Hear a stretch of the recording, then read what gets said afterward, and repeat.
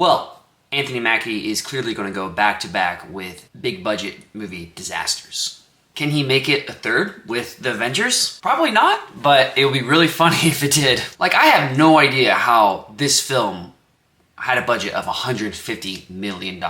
The Desert Warrior doesn't even follow Anthony Mackie's character, who is somehow an Arabian bandit, but rather it follows an Arabian princess who refuses to be a concubine to the Sasanian Emperor. The Sasanian Empire was, aka the last real Persian empire. So her and her father seek refuge among the other fellow Arabian tribes. And those Arabian tribes use guest right to protect them. Now, before I go into completely destroying this film, I want to say some good things about the film, because there are some good aspects. One, the cinematography was top notch. And that's really honestly on the location. I'm pretty sure they actually filmed it in the Middle East. It reminds you of Lawrence of Arabia and Dune. And honestly, the Middle Eastern desert is such a beautiful place to film a movie, because that place is beautiful. It's a canvas that you can easily paint a beautiful shot in. So it makes total sense that this movie is just beautifully shot. Another thing I liked about this film was some cultural aspects about Persians and Arabians. With Arabians, with like guest right, I'm pretty sure that's a big thing in Persian culture too. But with Arabians, guest right is if you have someone that you take in, you treat them as your family, you take care of them, you give them water, which is a very valuable resource in the Middle East now, and obviously in the Middle East back then. And the biggest thing is you didn't allow harm to come to them. If you've seen Lawrence of Arabia, you saw that with Lawrence at the start of the movie, where an Arabian man allowed him to drink his water. And then you also see it in The Lone Survivor.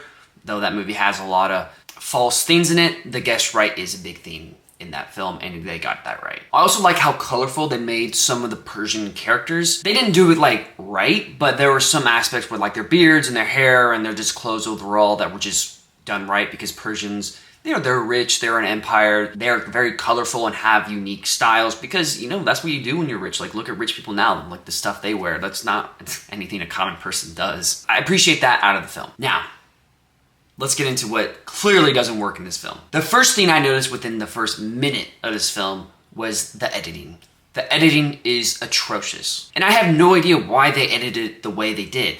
At first I thought, probably it's a budget issue, so they don't want to show off poor production, them not having the budget to do the right things. But then I remembered, this is a $150 million movie. Next thing was acting. And that's probably very clear, because the acting was very bad, so they probably edited it to save the film's acting. But when you're editing simple stuff like a knife being thrown, or someone taking off with a horse, or just dialogue scenes and big plot moments, it's why are you doing that? You clearly don't know how to edit a movie. I didn't understand half this film. I didn't, little spoiler alert, I'm not gonna talk much about it, but the princess's father leaves her for a bit. It doesn't really ever explain why she left him. They say it was done to save her. What was his logic? There was no logic conversation. There was no, I think they said something behind the logic of that decision, but the editing was so atrocious, I missed it. So that's a big plot point. Then Anthony Mackie's character kills someone with a knife, and this whole time I think it's another dude, because the editing is so bad, and this other guy is mysteriously in the background. So I'm he's the one that threw the knife.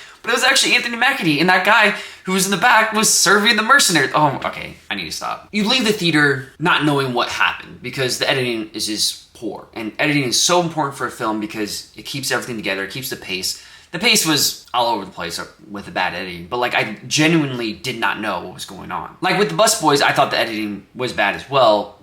That ruined the pace of the film. But I knew what was going on. I mean, it was really stupid, and the plot was dumb, and they just didn't follow the own rules they established in the film. But I knew what was going on. I knew the plot. The plot switched every 5 seconds, but I knew what was going on. So I'd give props to the Busboys for that. For this film, I didn't know what was going on. The script and acting was awful as well. They got some people. They got Saladin's actor from Kingdom of Heaven. He's a great actor. I'd love seeing him in more films, but he was there for a paycheck. Let's be real. If it's $150 million, he's there for a paycheck. And the big star they got is Anthony Mackie, and he honestly seemed checked out. At first I thought, he probably did this between Captain America and this new Avengers movie just to get a paycheck. Good for him. But apparently this film was filmed in 2021. So this was probably the only thing he was actually doing, and he was checked out, probably for another paycheck. My thoughts on Anthony Mackie is I think he's a solid actor. Not great. I think Marvel is probably honestly his level, but I've seen some really good performances out of him with the right director and the right movie. And this is just,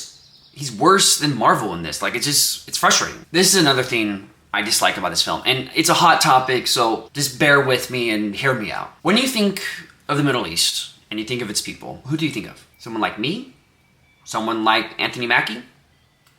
No, you don't. You don't think of a white person. You don't think of a black person, because Arabs and Persians aren't black, and they're not white like me. At first, I thought they were going to go down the route that Anthony Mackie's character was a slave brought in by the Persians, which, you know, it's a common theme, but it's just, he's an Arab bandit. And then they had a mercenary group, which was a good mix of white people and then other colored people.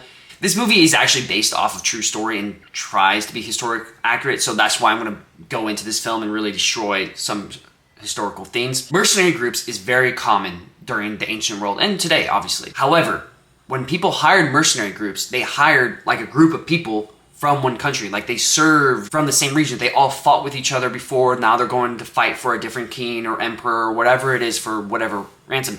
And almost the whole time they were never slaves. Mercenaries were never slaves. And it seems like these mercenaries were slaves at one point, or some kind of slave. So this mercenary group that they said was on the other side of the Black Sea, so probably Ukrainian or Russian or Romanian, something like that, they were all different colored people, which just didn't make sense during that time period. I'm going to reference Hannibal Barca, the guy who almost destroyed the Roman Emperor. He used Italian mercenaries and Numidian mercenaries. Two different people from two different parts of the world fought with him, but they fought together as a unit.